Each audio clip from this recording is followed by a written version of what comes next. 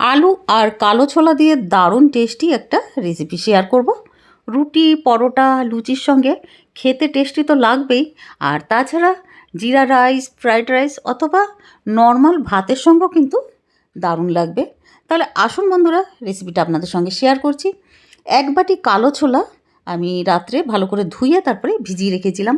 সকালবেলায় ওই জল সমেত ভেজানো কালো ছোলা আমি দিয়ে দিয়েছি প্রেশার কুকারের মধ্যে, আর ঢাকনাটা বন্ধ করে 5টা সিটি লাগিয়ে দিয়েছি।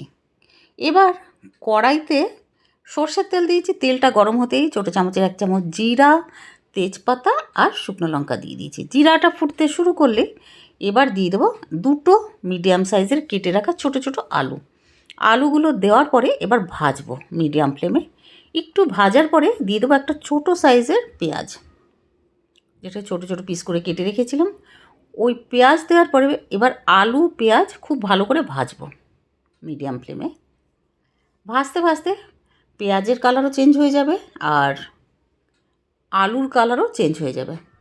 বন্ধুরা, ভিডিওটা ভালো লাগলে প্লিজ লাইক করে দেবেন, শেয়ার করে দেবেন আপনাদের ফ্যামিলি ফ্রেন্ডসদের সঙ্গে, সাবস্ক্রাইব করে এইরকমই পাশে থাকবেন। আর নতুন বন্ধুরা হলে প্লিজ সাবস্ক্রাইব করে দেবেন।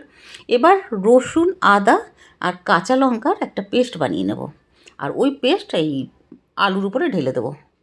দিয়ে এবার কষাবো, অনেকক্ষণ কষাবো মিডিয়াম ফ্লেমে, বারে বারে নাড়বো।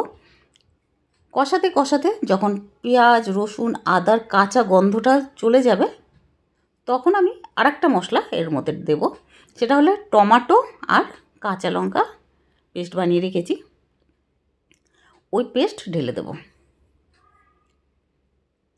অনেক সময় বন্ধুরা মাথায় কিছু আসে না, কি বানাবো, আর কালো ছোলা তো ঘরে থাকেই, তাহলে বানিয়ে ফেলুন, দারুণ লাগবে।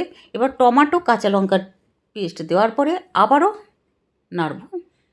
এটা রাত্রে রুটি পরোটার সঙ্গে দারুণ লাগবে, ডিনারে।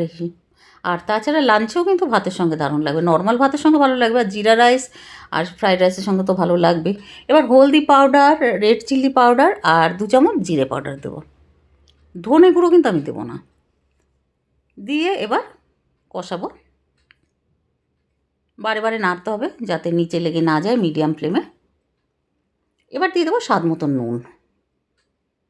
নুনটা দেওয়ার পরে আবারও নাড়ব, কিন্তু তার আগে আমি কী করব, একটু জল ওই মিক্সিং জারের মধ্যে, যার মধ্যে আমি টমেটো, কাঁচা লঙ্কা পেস্ট বানিয়েছিলাম, একটু জল দিয়েছি, ওই জলটা ঢেলে দিয়ে এবার নাড়ব। এবার বেশ অনেকক্ষণ কষাবো। কষাতে কষাতে যখন দেখুন এরকম শুকিয়ে যাবে মশলাটা, এই যে এরকম শুকিয়ে যাবে, এবার আমি ওই যে 5টা সিটি লাগানোর পরে গ্যাসটা বন্ধ করে দিয়েছিলাম, তারপরে আপনি প্রেশারটা রিলিজড হয়ে গেছে, প্রেশার কুকারের ঢাকনাটা তারপরে খুলে ওই সেদ্ধ কালো ছোলা আর জল সমেত ঢেলে দিয়েছি কড়াইতে। দিয়ে এবার ঢাকনাটা লাগিয়ে দেবো 5 মিনিটের জন্য মিডিয়াম ফ্লেমে। 5 মিনিট পরে ঢাকনাটা সরাবো। এবার দিয়ে দেবো হোমমেড গরম মশলা আর একটু মাখন দিয়ে এবার ঢাকনা লাগিয়ে দেবো 2 মিনিটের জন্য মিডিয়াম ফ্লেমে। তারপরে 2 মিনিট হওয়ার পরে গ্যাসটা আমি বন্ধ করে দিয়েছিলাম। এবার 2 মিনিট পরে ঢাকনাটা সরিয়ে একটু নাড়িয়ে তারপরে একটা পাত্রে তুলে নেব।